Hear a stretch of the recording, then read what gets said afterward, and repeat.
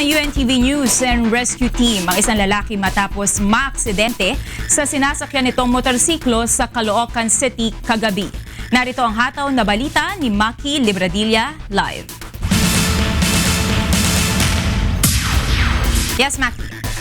Yes, Monica, naabutan ng UNTV News and Rescue Team na nakahandusay sa kalsada ang isang lalaki matapos sumemplang ang sinasakyan nitong motorsiklo sa Zabarte Road, corner Ilang-Ilang Street sa Caloocan City, pasado 1:00 kaninang madaling araw.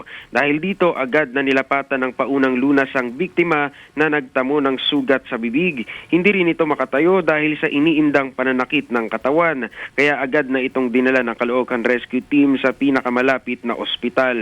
Kita pa sa CCTV ng Barangay 175 ang naturang lalaki na tila nag-aalangan sa isa pang kasalubong na motorsiklo kaya ito sumemplang. Galing pa umano siya ng birthday party at pauwi na sana sa bahay bago tumagilid ang motorsiklo.